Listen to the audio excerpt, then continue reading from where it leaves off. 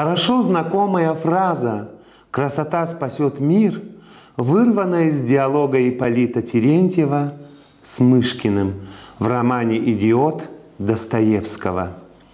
Это князь сказал, что мир спасет красота.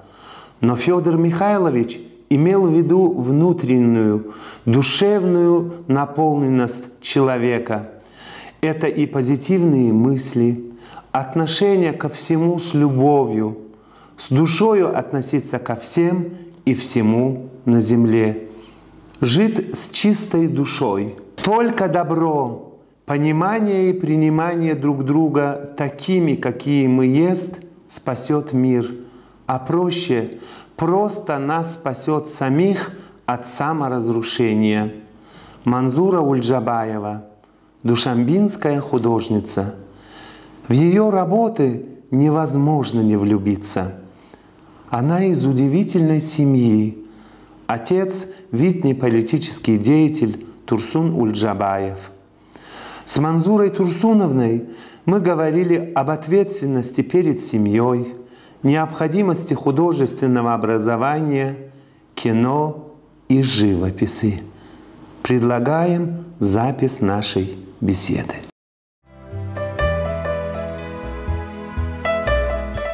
Манзура Турсуновна, как на самом деле красота спасет мир?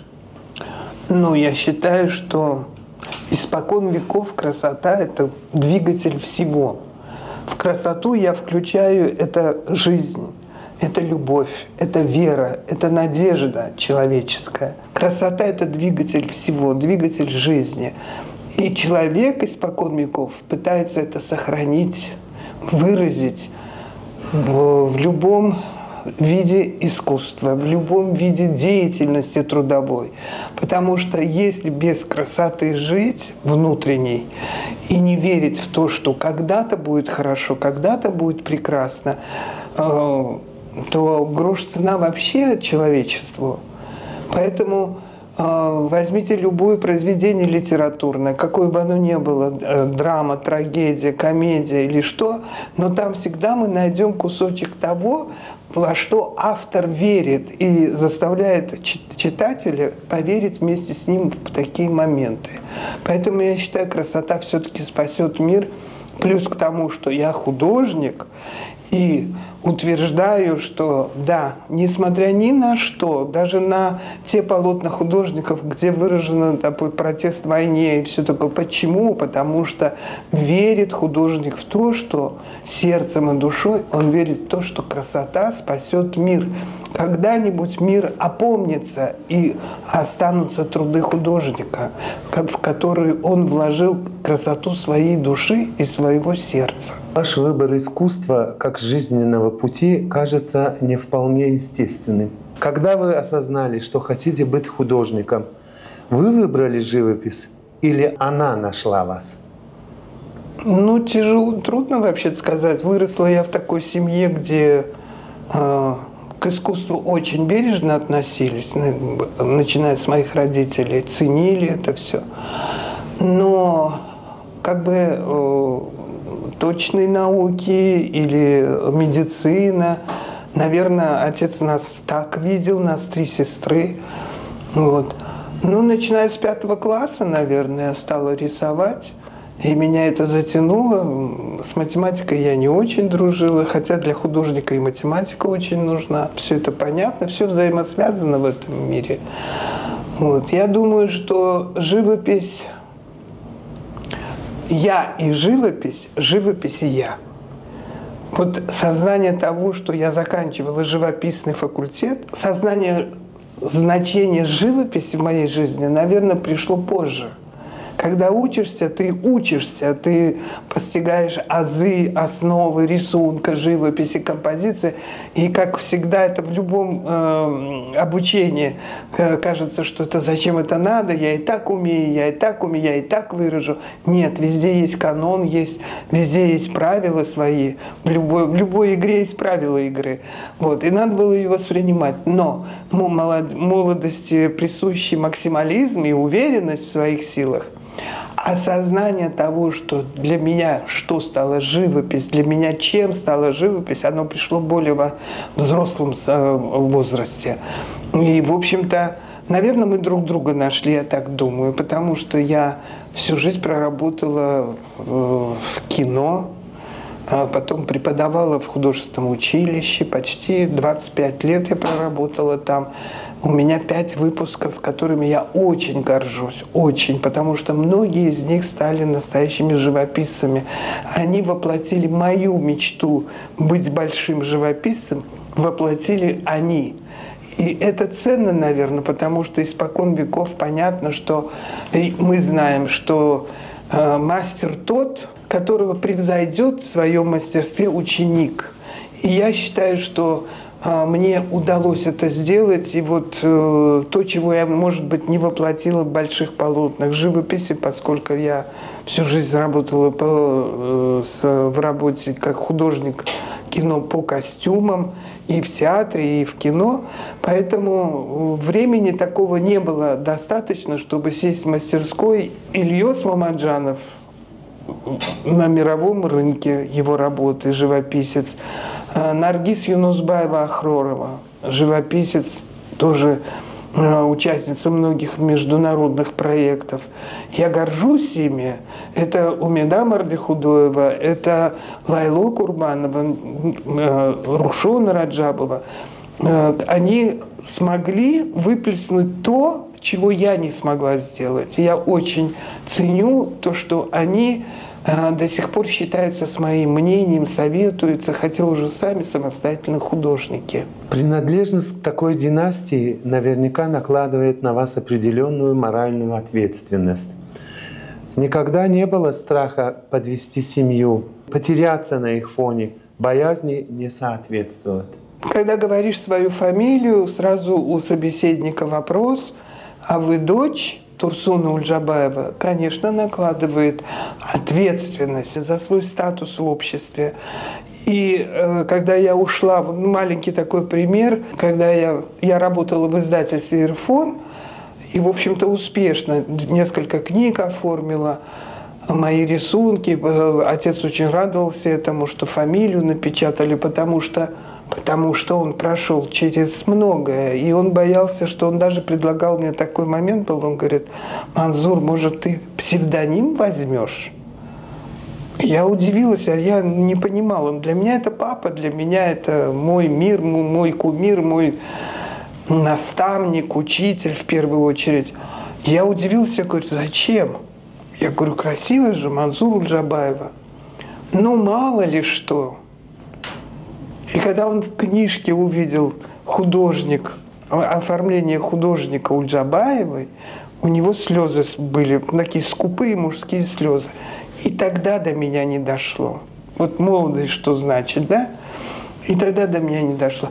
А когда уже в кино, первая моя самостоятельная работа, премьера в Доме кино, и отец с мамой приехали, и когда он в титрах увидел фамилию на большом экране, вот я чувствовала, что гордость была за то, что дочь вот как бы держит этот статус, не черня эту фамилию. Конечно, это накладывает своего рода ответственность. Как отец однажды сказал: дерево в одном месте растет. Отец сел и сказал, говорит: хорошо, говорит, там-то все нормально, говорит, можно же совмещать, он сказал, можно же и книги оформлять, можно и рисовать. Ну, попробуй. Но запомни, что дерево в одном месте растет, корни пускает и плоды дает. И вот с 1976 года, в принципе, по сей день я в сфере кино очень люблю свою профессию. Я всегда рада помочь молодым кинематографистам. Еще один момент. Он однажды мне сказал: никогда не хвалите себя перед кем-то, что вы вот такой человек, что вы достигли таких высот и так далее. Это уже когда была признана моя профессия в кино, там у сестер пошли дела. Никогда не надо себя хвалить. Ждите, когда ваш собеседник вас похвалит. за то, что вы делаете для общества. Понимаете, вот как вот такие слова можно куда-то деть? Нет, они в душе, они в сердце. И, ну, я думаю, любой нормальный человек это будет ценить и нести в себе до конца своих дней. Поэтому вот эти насихаты отца, мамы я передала своим детям. И думаю, что они достойные члены нашего гражданского общества Таджикистана. Он понимал, что если воспитал он детей в гражданском духе, верности, патриотизма к своей земле, то это достигнуто его желание. То, что я не уехала никуда из Таджикистана, что я здесь, как бы здесь строю, и в годы войны гражданской я была здесь, я никуда не уезжала, я никуда не могу уехать, я очень люблю свою землю. Это все передалось от родителей. Память отца я не могу предать, поэтому я стараюсь быть нужным, полезным членом нашего общества, гражданского общества, быть верным гражданином Республики Таджикистан. Долгое время преподавали в Республиканском художественном колледже и Институте дизайна и изобразительного искусства. Как вы считаете, образование для художника необходимость? И чему научиться можно, а чему нельзя? Ну, образование в любой сфере обязательно, если ты... Ну, многие думают как, ой, вот он, ну вот я в приемной комиссии много лет работала, принимала абитуриентов, приходит мама с ребенком. У нас такое положение, что надо принести несколько работ, которые ребенок нарисовал. Приносят перерисованные картинки, буквально через копирку. Вот смотрите, как он красиво рисует. Но это не его работа. Это не его работа. Почему вот у него взяли там каракули, а потому что там идея есть, там есть мысли, там нету мастерства, там нету основ рисунка. Тем не менее, принимаем именно того, у которого вот эти каракули. А дальше вот из этих каракуль он выходит через 4 года этого училища, выходит уже полноценным профессионалом. Образование обязательно в основе в любой профессии должно быть образование. Мы готовим художника, научить его мыслить. Это не просто так встал около холста, нарисовал яблоко, и ты счастлив. Нет. Даже в яблоко ты можешь вложить философию. Даже в любой предмет, который художник изображает в своем творчестве, оно взаимосвязано, оно должно уметь говорить со зрителем и найти своего зрителя. Вот для этого нужно образование. Вот вы работали в Таджикфильме и продолжаете работать с мастерами мирового ранга, ну как, например, Лариса Садилова. Что значит быть художником в кино? Быть художником в кино – это быть всем. Не только художником, потому что ты вливаешься в группу съемочную. И ты становишься не членом группы, а просто одной составной. Поэтому нужно влиться в этот коллектив, понять режиссера, быть с ней на одной волне. Это не просто как художник по костюмам, говорю. Это должен такое сделать и оператор, и художник-постановщик, и гример. То есть быть полноправным членом, стать съемочной группы, в том случае ты станешь, когда ты неравнодушный на площадке. Поэтому я очень ценю свою профессию, очень. Не от того, что вот да, Лариса с именем меня позвала, я это очень ценю. Дальше было ничего личного, дальше был фильм «Сынок», потом был фильм «Она». Вот. И она, кстати, вот «Она» — это про мигрантов-таджиков. В какой-то момент ей даже запретили участвовать в кинофестивалях, там, в России, я имею в виду, что, мол, почему ты русская поднимаешь этот вопрос?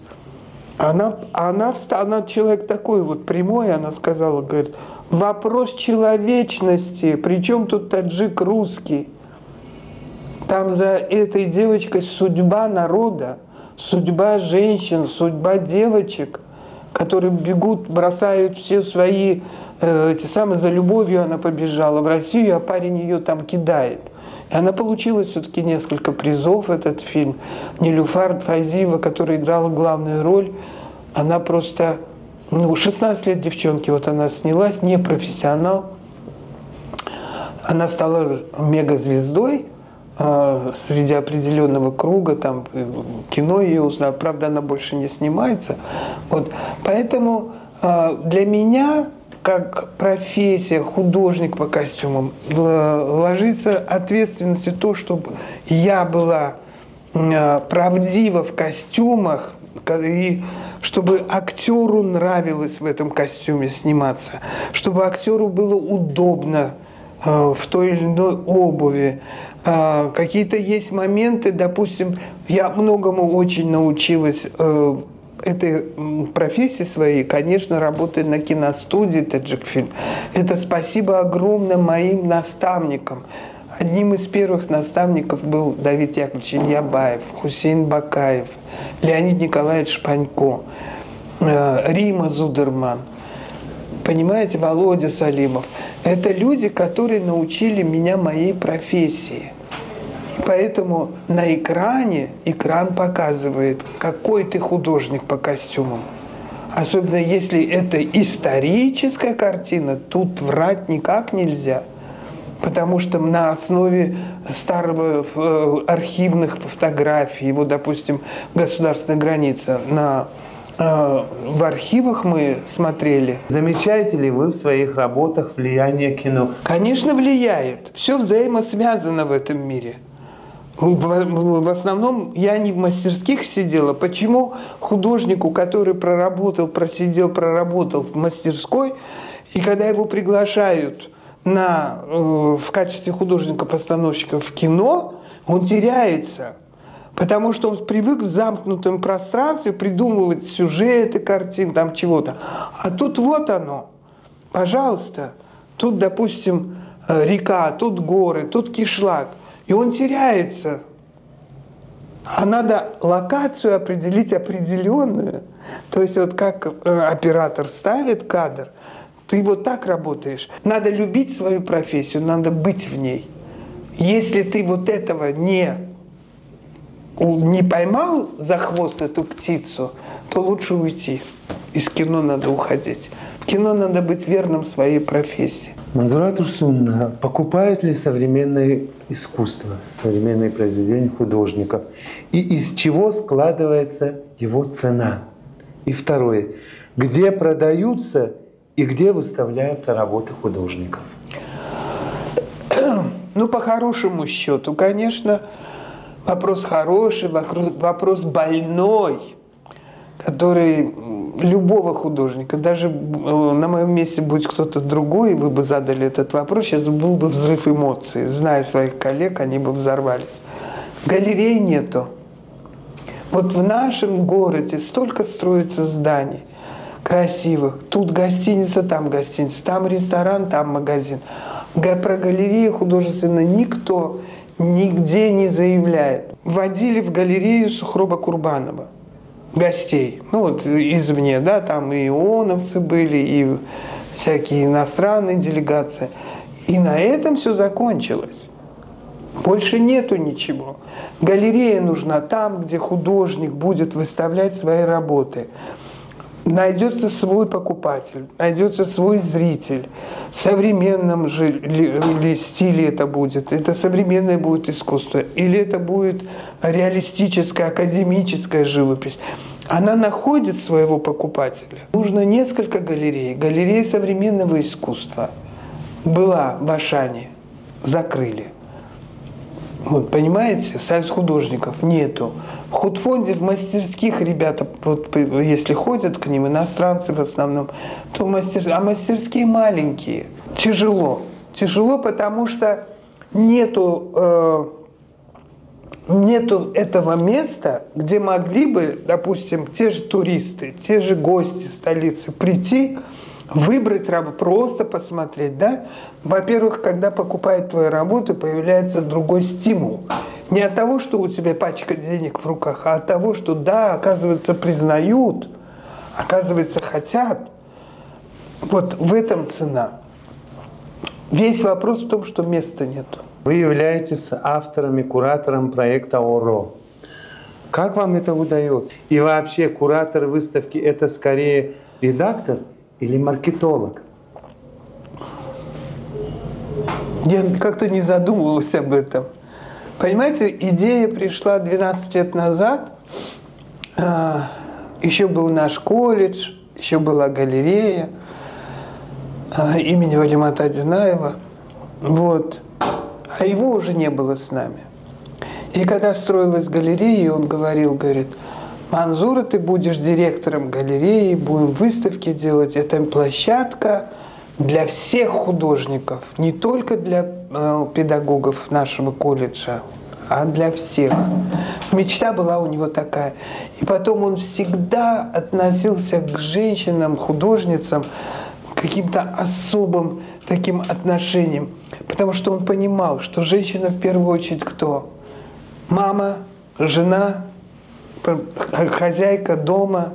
То есть на нее несколько объектов. И те, кто занимается живописью профессионально, это нужно приветствовать, это нужно поддерживать.